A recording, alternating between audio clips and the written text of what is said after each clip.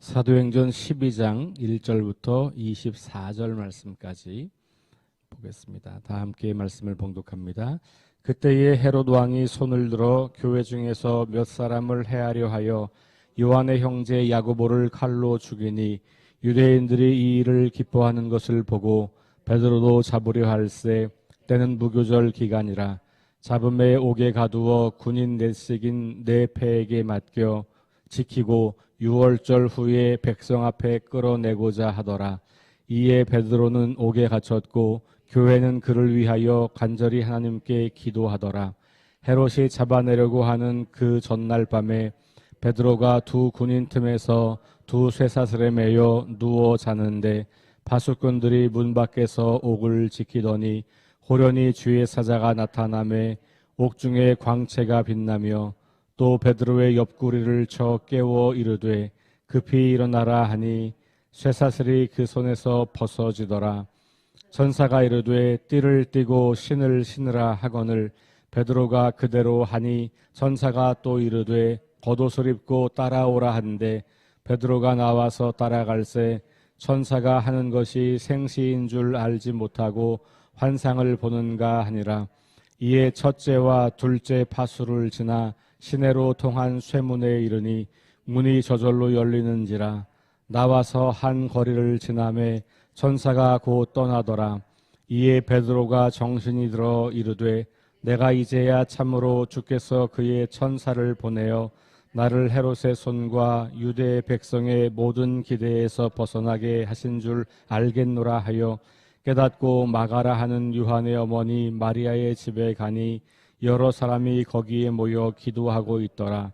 베드로가 대문을 두드린데 로데라 하는 여자아이가 영접하러 나왔다가 베드로의 음성인 줄 알고 기뻐하여 문을 미처 열지 못하고 달려 들어가 말하되 베드로가 대문 밖에 섰더라 하니 그들이 말하되 내가 미쳤다 하나 여자아이는 힘써 말하되 참말이라 하니 그들이 말하되 그러면 그의 천사라 하더라. 베드로가 문 두드리기를 그치지 아니하니 그들이 문을 열어 베드로를 보고 놀라는지라. 베드로가 그들에게 손짓하여 조용하게 하고 주께서 자기를 이끌어 옥에서 나오게 하던 일을 말하고 또 야고보와 형제들에게 이 말을 전하라 하고 떠나 다른 곳으로 가니라. 날이 새매 군인들은 베드로가 어떻게 되었는지 알지 못하여 적지 않게 소동하니 헤롯이 그를 찾아도 보지 못하매 파수꾼들을 신문하고 죽이라 명하니라. 헤롯이 유대를 떠나 가이사라로 내려가서 머무니라. 헤롯이 두로와 시돈 사람들을 대단히 노여워하니 그들의 지방이 왕국에서 나는 양식을 먹는 까닭에 한 마음으로 그에게 나와 왕의 첨소 맡은 신하 블라스도를 설득하여 화목하기를 청한지라. 헤롯이 나를 택하여 왕복을 입고 단상에 앉아 백성에게 연설하니 백성들이 크게 부르되 이것은 신의 소리요 사람의 소리가 아니라 하거늘 헤롯이 영광을 하나님께로 돌리지 아니하므로 주의 사자가 곧 친히 벌레에게 먹혀 죽으니라. 하나님의 말씀은 흥왕하여 더하더라. 아멘. 네, 계속해서 나오는 표현인데 지금 읽은 마지막 24절 말씀을 보시면 하나님의 말씀이 흥왕하여 더하였다. 그러니까 사도행전은 중간중간 어떤 중요한 결론을 맺을 때 이렇게 결론을 맺는 거예요. 여기가 제일 짧지만 보통은 구원받은 수가 더 날마다 늘어나더라. 아니면 주께로 돌아오더라. 이런 표현들이 붙어 있습니다만 어쨌든 중간중간에 이런 표현으로 한 단락을 마무리하는 그런 장면을 우리에게 보여줍니다. 특별히 그 말씀 앞에는 위기를 경험하는 장면이 나오고 그 위기를 하나님의 도우심으로 해결하고 그리고 나서 교회가 평안하다 아니면 이런 어떤 말씀이 흥황하다 이렇게 이제 반복하고 있어요. 오늘 이야기는 여러분 지금 이제 베드로 이야기가 다시 나오는데 야고보의 순교, 베드로의 투옥, 다시 말하면 예루살렘 교회의 또 다른 박해가 일어난 건데 이때의 박해는 이제 헤롯 왕이 하게 됐다라고 나와 있습니다. 그래서 박해가 있었고 그 박해 때문에 순교하고 그 다음에 감옥에 가고, 그런데 하나님께서 그 베드로를 풀어나게 하셨고, 그리고 그 일 때문에 이제 교회가 더 놀라운 일들을 감당하게 되고, 이렇게 연결되는 거죠. 사도행전 전체를 그렇게 볼 수도 있고 중간중간에 어떤 단락들을 그렇게 이제 볼 수도 있는 거예요. 자, 어제 11장에서 후반부에서 안디옥 교회 이야기가 잠깐 나왔어요. 그렇죠? 11장 19절부터. 그래서 예루살렘 말고 안디옥에서 교회가 시작되었고, 예루살렘의 지도자들이 거기 가서 이제 말씀을 1년 동안 전하게 되었고, 그리고 그 안디옥 교회가 잘 성장하게 되자 이제 예루살렘 교회의 기근을 돕기 위해서 헌금을 가지고 바울과 바나바를 보내는 그런 장면까지 우리가 이제 어제 보았고, 다시 이제 예루살렘 교회 이야기로 넘어왔어요. 그리고는 와보니 기근만 있는 게 아니고 뭐가 있어요? 박해가 있는 거예요. 그리고 그 박해에서도 하나님의 이끄심을 따라서 여전히 교회는 든든히 서가고 있더라. 그리고 그 박해 때문에 오히려 성도들이 기도하기를 힘썼고, 그 기도의 결과를 통해서 베드로가 풀려나게 되고, 그리고 그 베드로가 풀려난 이후에 그 교회가 말씀이 더욱더 흥왕해졌더라. 이렇게 연결되고 있다라고 볼 수가 있겠습니다. 성경에 헤롯이라고 하는 이름이 나옵니다만, 헤롯은 한 사람은 아니에요.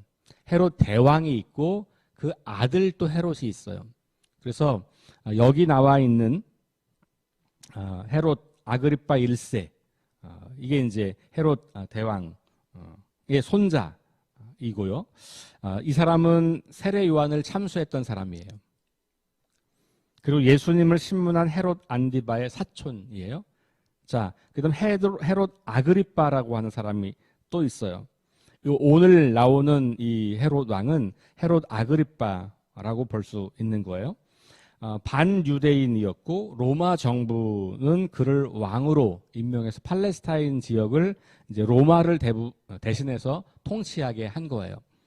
로마는 황제가 전 제국을 다 다스리는 게 아니고 그 지역에 그 나라 사람들을 왕으로 세워서 통치하게 하거든요.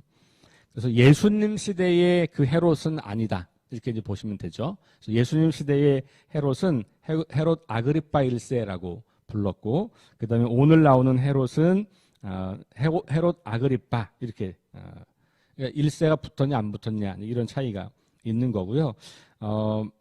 41년부터 팔레스타인 지역을 통치하게 되었습니다. 자기를 반대하는 유대 지도자들을 회유하기 위해서 그리스도인들을 핍박합니다. 그래서 오늘도 보면 이 헤롯이 야고보를 죽이니까 유대인들이 좋아했다 그랬잖아요. 그러니까 유대인들과 잘 지내면서 나름대로 자기들이 이렇게 안정적인 통치를 하기 위한 목적으로 로마와 유대교가 굉장히 가까웠던, 그리고 실제로 유대교 내부에서도 로마와 잘 지내서 우리가 계속해서 존재하는 것이 중요하다, 이렇게. 우리 일제강점기에도 친일하는 사람들의 그 이야기는 이제 우리는 더 이상 독립 이런 거는 희망이 없어, 이제 우리는 일본과 잘 지내야 돼, 이런 사람들이 이제 생기기 시작한 거거든요. 그게 이 강점기가 후반기 갈수록 그런 사람들이 많이 나타난 거예요. 초기에는 순교하는 지도자들도 많이 있었지만 후반부로 가면 교회가 이제 이 일제의 어떤 그 스피커 역할을 하기도 하고 이랬던 어려운 과거가 있었잖아요. 비슷하죠. 이 이스라엘에서도 유대 지도자들 중에 상당수가 친 로마 정책을 펴게 되고, 로마도 마찬가지로 이 유대 사람들과 유대 종교 지도자들과 잘 지내면 평안할 거다, 그래서 적당히 보장해주고 이렇게 되는 거죠. 그런데 그리스도인들을 박해하면 유대인들이 또 좋아하고, 이런 관계들이 있었던 것을 이 로마 헤롯이 눈치를 챈 거예요. 자, 그래서 자신의 위치를 공고히 하고자 했어요. 근데 3년 만에 죽습니다. 그게 오늘 이야기가 바로 그 이야기예요. 그러니까 41년에 이 팔레스타인 지역의 왕이 됐는데 44년에 갑작스러운 죽음을 맞이해요. 오늘 성경은 하나님께 영광을 돌리지 않았기 때문에 하나님의 사자가 쳤다라고 표현을 하고 있는데 역사에서는 그냥 급사했다라고 나와 있는 거죠. 오늘 말씀에 하나님 후반부에 보니까 하나님께 영광을 돌려야 했는데, 왜냐하면 사람들이 헤롯이 연설하는 걸 듣고 이건 하나님이나 신이 하는 이야기지 사람이 할 수 있는 이야기가 아니야 라고 하는 이야기를 하면서 그를 신처럼 떠받들게 되죠. 22절에 보니까 이것은 신의 소리요 사람의 소리가 아니라 하거늘 그랬어요. 이게 정말로 그 연설이 놀랍고 탁월해서 그랬던 것인지 아니면 사람들이 그냥 아부성으로 했던 것인지는 정확히 모르겠어요. 그런데 어쨌든 그렇게 사람들이 자신을 향해서 환호하고 박수치고 신이라고 말할 때 그때 이 사람들은 그것을 자기의 영광으로 삼은 거죠. 이 모습은 지난 앞에 우리 베드로의 모습과 다르잖아요. 베드로가 고넬료 집에 왔을 때 사람들이 절을 하면서 막 맞이하니까 나도 사람이다. 왜 나한테 그렇게 하냐. 나도 사람이다. 이렇게 이야기를 하는 거죠. 이제 다 뒤에 가면 바울이 또 어느 곳에 가서 복음을 전할 때 사람들이 바울을 신처럼 떠받들게 될 때 바울이 그때 소스라치게 놀라면서 이러지 말아라. 나는 사람에 불과하다. 그러니까 하나님의 받으셔야 하는 영광을 가로챈 것에 대해서 하나님이 심판한 것으로 이 초대교회 지도자들은 이해하고 있는 것이죠. 그러니까 갑작스럽게 왕이 죽었다고 했을 때 이 그리스도인들은 그렇지 하나님이 저런 사람을 가만히 놔두지 않았겠지라고 이제 해석을 하게 되는 거죠. 자, 그래서 우리 이 헤롯 왕의 죽음을 바라보면서 우리가 계속해서 하나님과 우리 사이의 관계를 잘 설정할 필요가 있다. 어떤 관계입니까? 창조주와 피조물, 그렇죠? 주권자와 그 주권을 따르는 자, 우리의 왕과 우리가 복종해야 하는 사람. 그러니까 사람이 언제든지 하나님의 자리를 탐할 수 있는 거죠. 그게 사실은 창세기가 말해주는 원죄 이야기. 첫 번째 인간의 죄의 이야기가 바로 그 이야기잖아요. 그러니까 하나님께서 동산 안에 선악과를 두셨다라고 하는 것은 모든 것을 다 주셨지만 이걸 볼 때마다 이거 내게 아니고 하나님이 주신 거지. 내가 이 동산의 모든 것을 마음대로 할 수 있는 권리를 받았지만 이것은 내가 하나님의 창조주 하나님의 피조물이라고 하는 것을 기억하는 한에서 그게 가능하지. 그래서 동산 중앙에 있는 선과 악을 알게 하는 나무는 하나님이 누구시고 우리가 누구인지를 선명하게 보여주는 그 경계를 넘지 말라고 하는 거거든요.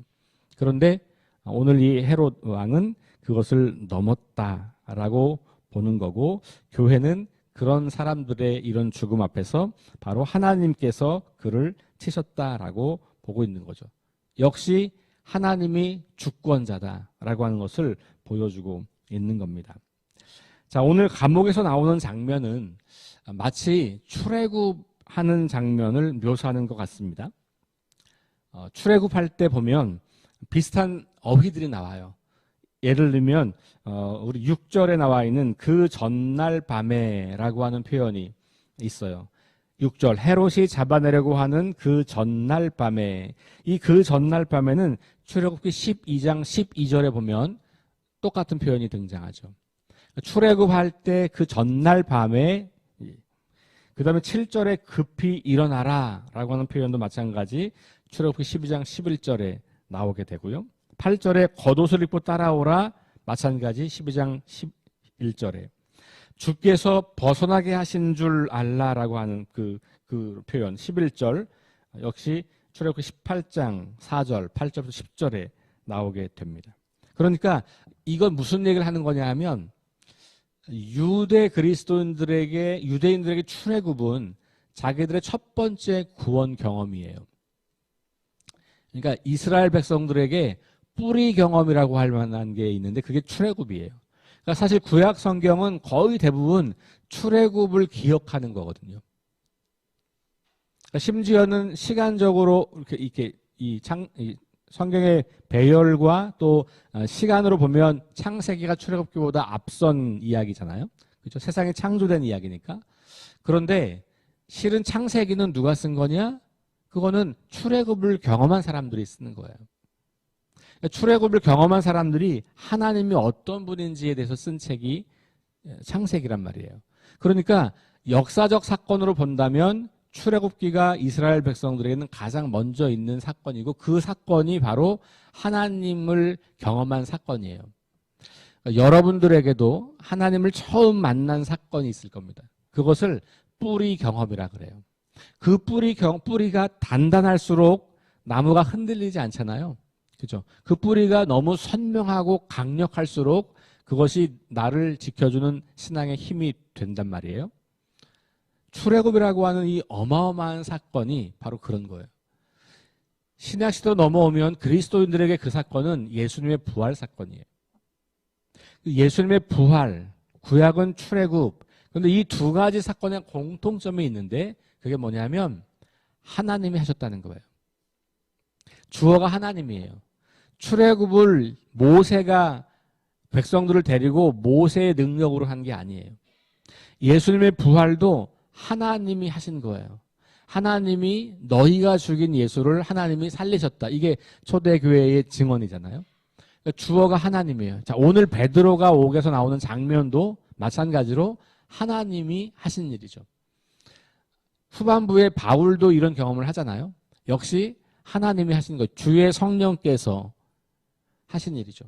그러니까 결국은 하나님의 사람들에게 뿌리 경험이 될 만한 놀라운 사건들을 일으킬 때 그것은 하나님이 행하시는 일이다. 자, 그렇다면 우리가 방금 제일 먼저 보았던 헤롯 왕과 연결시켜 볼 수 있어요.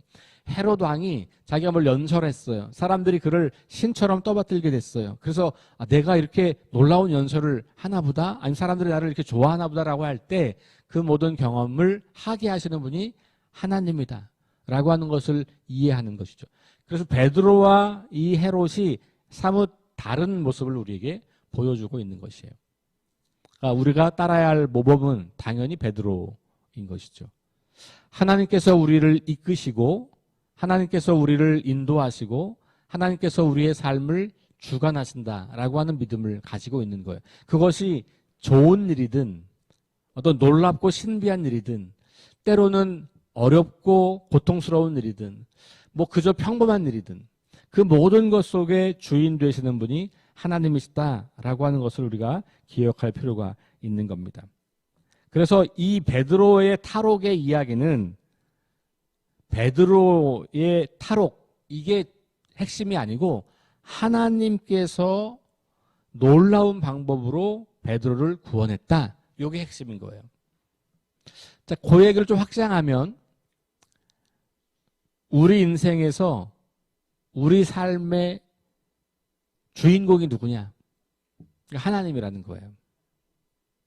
그러니까 내가 계획하고 내가 뭘 행하고 그런 것 같지만 내가 주어가 될 때 우리 삶은 자기 중심적인 인생으로 되는 거죠. 그게 아니고 하나님이 주어가 될 때 하나님께서 하셨다. 우리 지금 묵상 세미나를 통해서 계속 반복하고 있는 건 뭐였냐면 이 말씀에서 하나님이 누구신가를 찾는 거예요. 이 베드로 이야기를 읽으면서 하나님은 어떤 분이신가?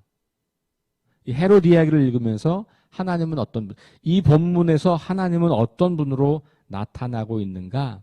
그러니 그걸 보는 거죠. 하나님이 이 역사를 이끌어 가시는 분이구나.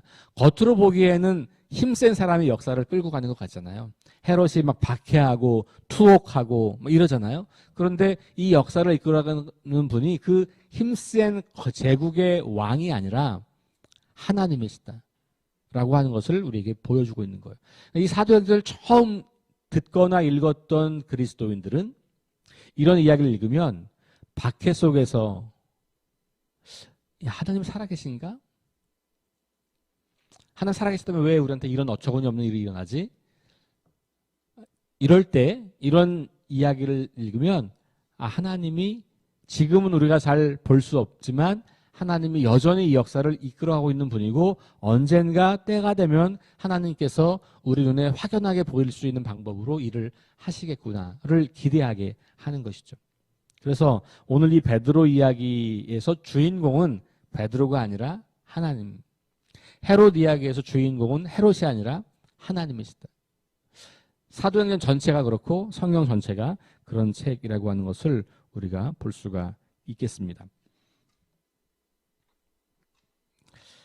하나님의 일하심 그리고 그 결과가 24절에 나와 있는 거죠. 하나님 말씀은 흥왕하여 더하더라.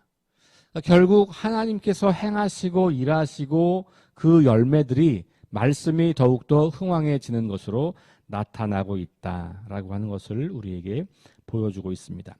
헤롯으로 대표되는 이 세상의 권력은 망하게 되지만 하나님의 능력은 안디옥 교회와 바나바와 베드로에 의해서 증거되면서 옥토에 뿌려진 씨앗처럼 많은 열매를 맺게 되는 거죠. 다시 말하면 방해에도 불구하고 박해라든지 이런 것들은 다 방해란 말이에요.